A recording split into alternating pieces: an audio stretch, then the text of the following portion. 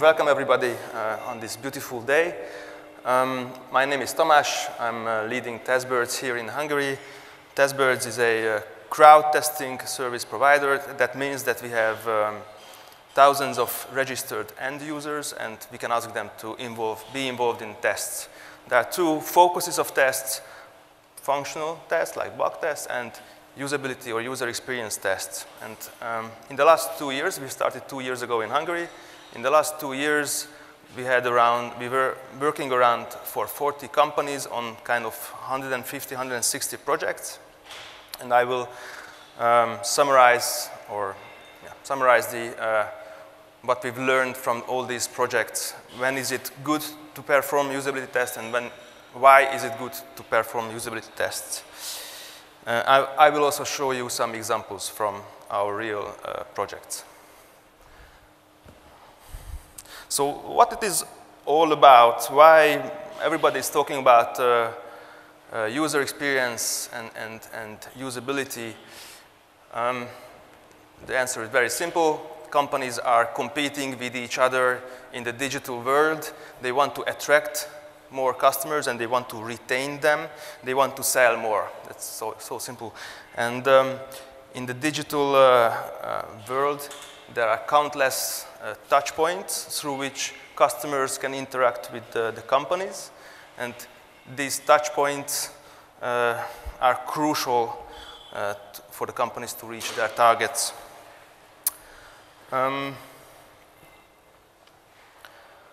When you think about yourself and when you behave like a user, when you try to buy something, shop something over the internet in a web shop, just remember the last time you were trying to buy something. And my guess is that in not all cases you had a good experience when trying to buy something. Of course, there are well-known big web shops like Amazon, and it's easy to buy, but just remember the last time you were buying some small stuff here locally, and you had some bad times and difficulties to buy this stuff. And then you remember it was not easy sometimes to pay for it or to find the best packages, the best offers, and you were frustrated. And you were thinking, okay, this is not a good web shop, so I will go for another one. And if you change the perspective, when you try to think, okay, now you are the company, and now you try to build a digital touchpoint, an interface, for example, a web shop or a self-care, you realize it's not easy. When you are a customer, it's easy to say it's not good, but when you are a company, you realize it's not easy to build it up. And why it's not easy? I will try now to differentiate, to go deeper. First, customers need a good concept. That means they can reach what they want. They can reach their targets. They get what they want in a web shop, for example. So they can buy it. In order to have it, you need a good concept. Above that comes stability. Stability means it works, it's bug-free, yeah? We all know we are from testing community, so we know what it is about. Stability is well known, but it's not the only ingredient in this soup. The next level is what customers need is usability, which means they can easily understand what the software product, in our case, in this example, the web shop, how it is structured. They can find what they are looking for easily. And they can remember the last time when they come back where they found several stuff. So usability is the next level, but there is one level above, which what we call user experience, but it's still a little bit a fuzzy word. User experience is about to enjoy the software product. It's not like, okay, I get what I want. It's stable. I can find what I want, but there's still an extra level, which is very difficult to reach when you are the company, when you build your digital product, is what we call user experience. And this is all about loving it. It's all about liking it, enjoying it. It's not only about getting what you want, but while you are getting it, you enjoy it as a user.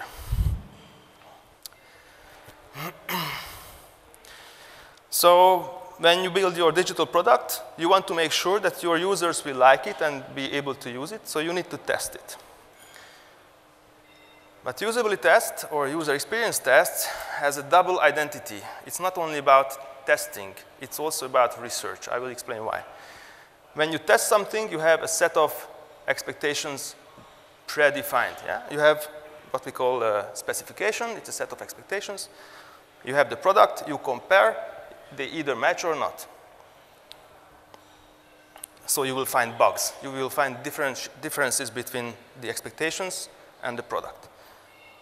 But users are a little bit different, and it's because they are human beings. People are different, and people change in time, so it's very hard to meet their expectations because it's changing and because it's different. So when you are doing usability or user experience tests, you not only test because you just don't have the set of expectations. It's not written somewhere. It's not written anywhere. You have to find it. So that's the other aspect of user experience test, research. And when I say research, I mean searching for the expectations of the users. Because you just don't know. When you build something, you think you know what they want, but you don't know, so you have to search, you have to validate what they want. And you can look at user experience tests from both sides. By the way, there are more women than I expected. I wanted to make a comment that there are many males here, and my guess is that you don't see the saxophone player, but I see that there are more women than I expected. Okay. So we have the two sides of the coin, double identity. But anyways, you can look at user experience tests either as a test or as a research. What you will get from it at the end is a set of changes, or in IT term, change requests. If you do it right, from a user acceptance test perspective, you will get smaller changes, and from a research perspective, you will get bigger changes, conceptual changes. It's all about changes. That's the main message. You will receive change requests or changes, and the timing is crucial, because if you do it late, like in production, if you do a user research in production, it's too late. You already spent a lot of money and time and effort for developing this software product, and you will end up in a situation, okay, I have to change it completely because it just doesn't match users' expectations. An easy example, I want to test how you like my presentation. Now it's live, it's in production, it's a little bit too late, isn't it? If I'm prepared or I'm not, it's too late. So, just to give you an example, sorry, cameraman. If I come here and try to identify, try to understand how you see my presentation, can I see it? No, because I don't see myself. Yeah? Maybe I can ask you how you like it. You don't have to answer. I can ask you how you like it, but you will tell me, okay, why don't you wear a jacket? It's too late. I just don't have a jacket now. So, my point is, if I want to change my presentation in production, in live, maybe it's too late. I can not change my clothes. I cannot change the slides anymore. I can maybe change the style I speak to you. But that's all. It's too late. So that's why timing is crucial. Okay. Let's go through the project steps of a development project. Now I will focus on timing of user experience research/test. The first step is a concept phase or concept research. This is the very first step every development project should go through to understand what the users really need, what they want, before doing anything. I'm not saying that all the projects are doing that, but they should do it. This is the point where you have to understand what your users really need, because sitting in a meeting room in a nice office building and talking to colleagues through the same organizational blindness. What we call organizational blindness is that you don't see the details because you live in it while your users see it. I will come back to this. So this is going to be a failure if you do it like this. You have to go out and ask your users, even if you don't have anything, only a concept. Then comes the design of information architecture and the user interface, which has to be tested again. This is the prototype testing or prototype research phase. In this phase, you can validate whether your users really understand what you are trying to give them, understand the process of the web shop, understand the functionalities in a self-care portal, for example. Then comes the development.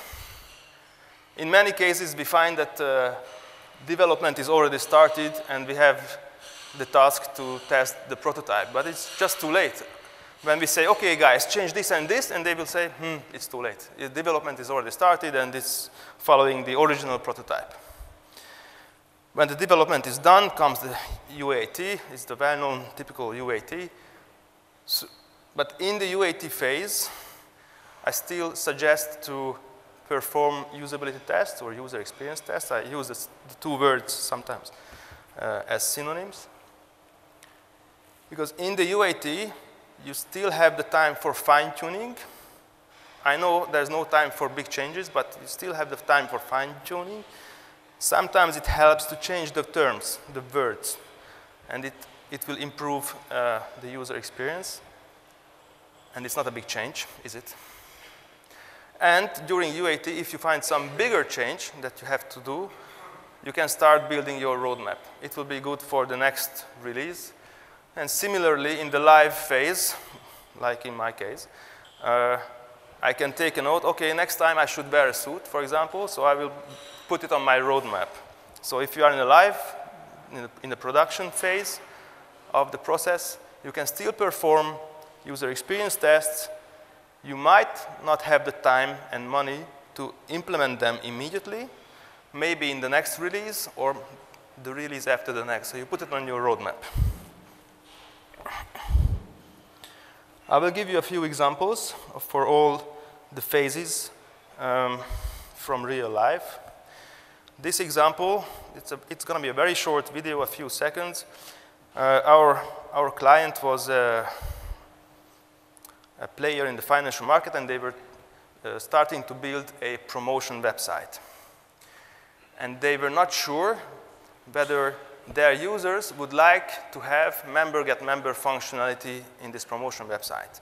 They thought, yes, they would love it. Because if you have a couple of friends and you invite them, you, who invited your friends, will get an extra promotion. And they thought, our client thought, that the users will love it and they would invite their friends.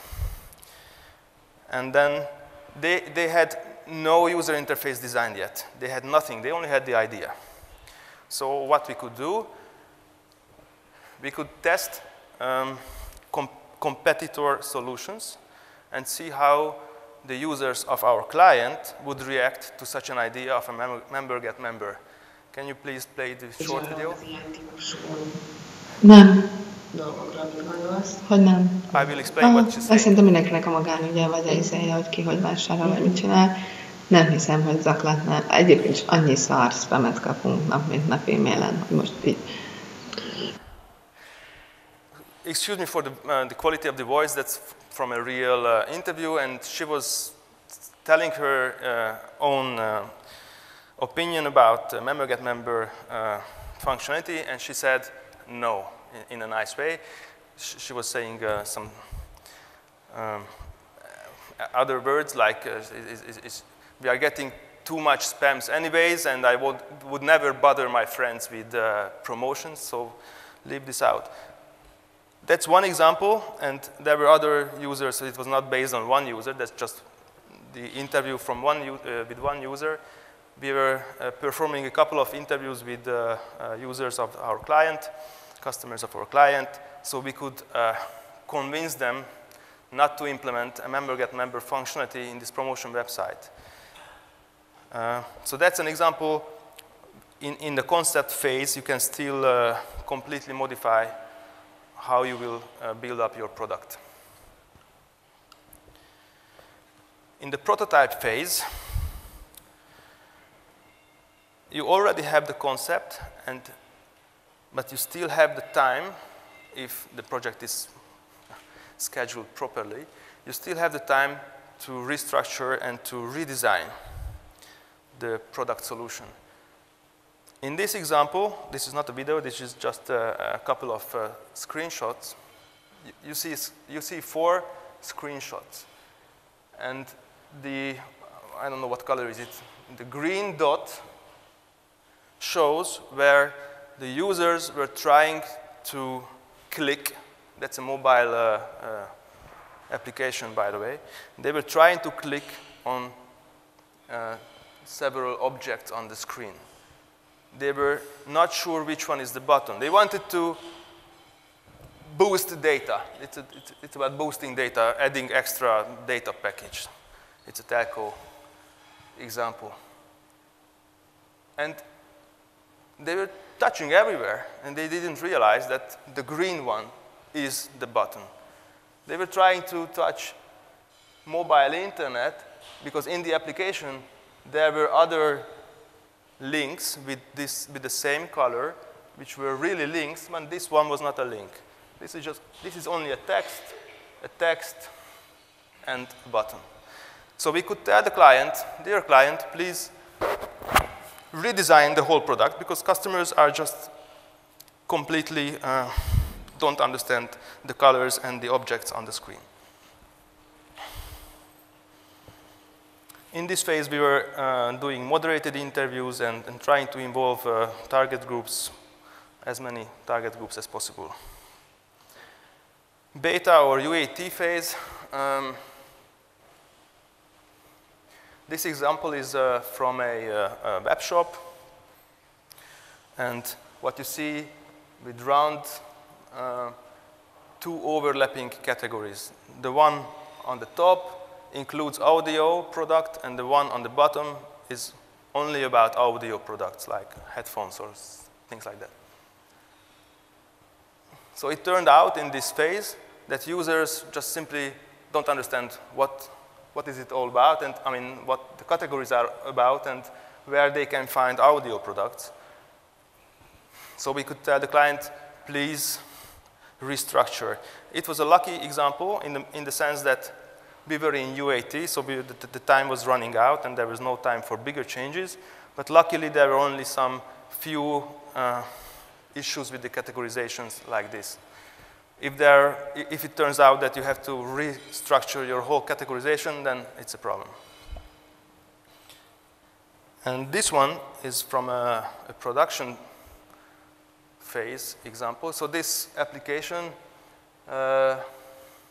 this is Trophy Hunter. We got the permission to mention their names. This is Trophy Hunter. We were testing them in production already. This is about, the application tells you when there's a traffic box, I don't know in English.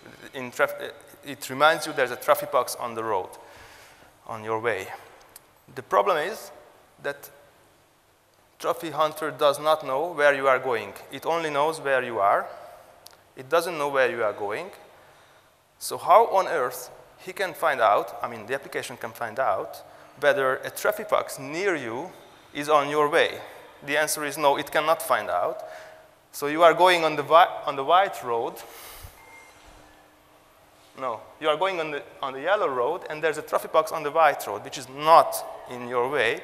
And still, the application blinks and says, there's a traffic box. It's irrelevant. It's just not important. You are driving, and 1 kilometer away on another road, there's a traffic box, but who cares? So we told the developers, hey, guys, do something. The application is annoying the users, and they will just stop using it if you don't do anything. We suggested to ask the user where he is going, so to know the destination point, and only tell the user about a traffic box if it's on the way, or maybe, if it's cheaper, to reduce this distance. So the traffic box is, if it's 200 meters away, it will remind you. But in a city, it's still not good. So The best way is to know the destination. My message here, that was too late. So we were testing it in the production environment, and it turns out that there's a big usability issue, irrelevant information, and it was too late, so they had to put on their roadmap and try to find a solution on a long term.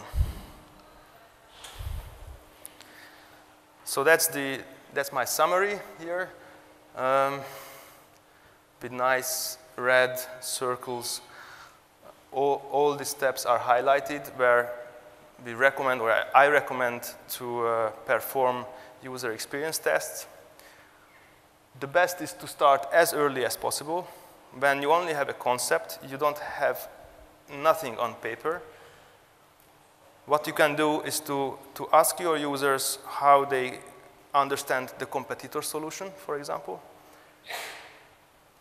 Then, when you have already something on paper, call it a prototype or call it screen, what is it, drafts, anything. You can already give it to real users, and with moderated interviews or through moderated interviews, you can understand how they understand the screens, how they understand the process, whether they will be able to use it. When you are in UAT, it's maybe too late, but for fine-tuning, it's never too late. And then you can start building the roadmap, like in the production phase. And one more takeaway is that iteration is very important. So you cannot find the expectations of your users, and then that's all. Again, people are changing, time is going ahead, and then there are innovations. You have to constantly understand what your users need. Thank you for your attention.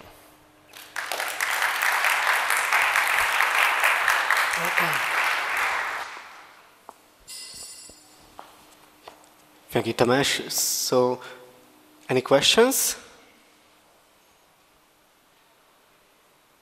Okay, one over there. Thanks. In the early phases, when you are saying that you are doing in the concept and design phases, you said that you're comparing against competitor solutions based on real user experiences. Are you also comparing against like some best practices from the industry, or some more formalized oracles or descriptions?